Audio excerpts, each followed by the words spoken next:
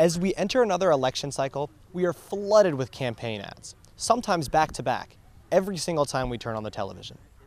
I appreciate them all, but they are a bit much at this point. It's a lot of ads, and we get it, but it tends to be a lot. Like some I see one right after the other, so. Campaign ads have been loading up to the point where people are starting to get sick of them. But the worry amongst voters is that so many of these ads are negative. While most of these ads aren't explicitly lying, they could still be potentially misleading. Because we can't go over every single negative campaign ad, we will focus on the election for governor. Lee Zeldin and Kathy Hochul. Zeldin celebrated Roe v. Wade being struck down and has supported abortion bans so cruel toward women they include no exceptions for rape, incest, or the life of the mother, because Lee Zeldin is extreme and dangerous.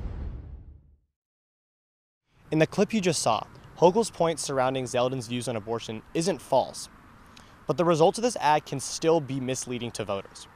Grant Rear, the director of the Campbell Public Affairs Institute at Syracuse University, gives us insight on the campaign. So what the Hochul campaign is focusing in on is what his beliefs are about abortion. Now, that's fair to talk about because when you run for office, what you think is important. Where I think the ad gets into disinformation is making the leap from that to explicitly asserting something that Zeldin has said he doesn't want to do, which is to change state law. And so they are, I think, playing on that fear that he may say that. She doesn't actually say this, or the ad doesn't actually say this. He may say that, but we're not going to believe him because we know what he really thinks about abortion. The ad attacking Hochul, on the other hand, is a string of clips to show an increase in crime.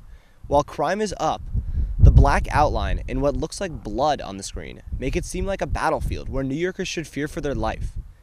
Zeldin blames his crime on Hochul.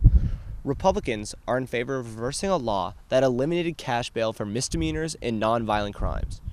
Rear believes that there are other factors at play, like the pandemic, contributing to the heightened levels of crime.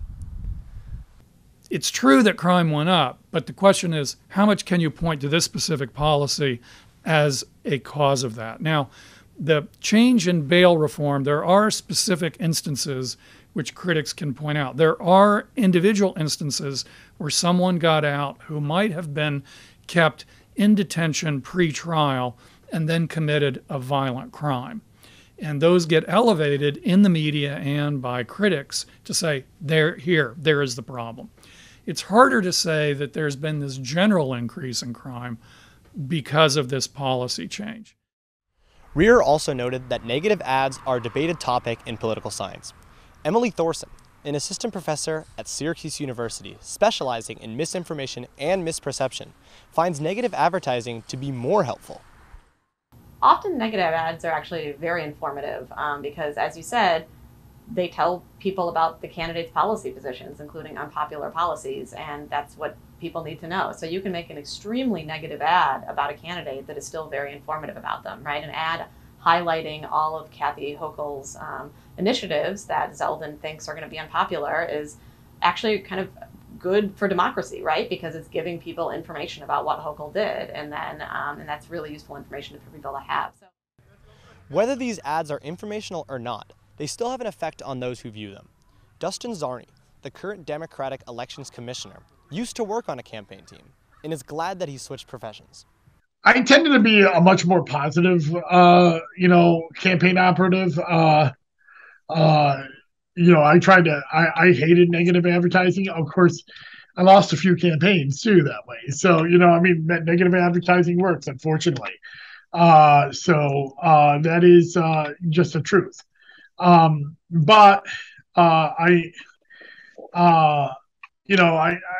always tried to emphasize a candidate's background and their job, why they would be best qualified for the job as opposed to why the other candidate wouldn't. But, that's what I preferred.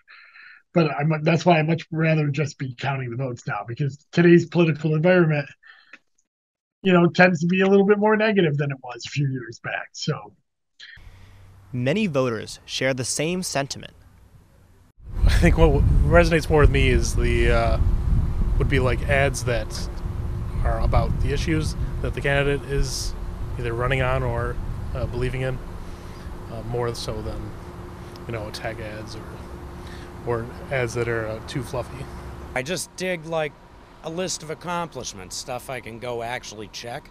Like I know people do things wrong, but the positive ones I can actually go check to see if they're right, I just don't think that anybody should be putting anybody down in the times that we are in right now. We all need to think positive and move on with everything in life and make everybody better. The problem is when you step back and you look at it from a systematic point of view. If both campaigns are engaged in this, the overall effect is going to be more people are just going to be the hell with the whole thing. I'm not voting. This is disgusting. I'm not participating in this. And so from a small d democracy perspective, the problem with the attack ads is that the ultimate effect is just to make people turn away from politics in general, both candidates.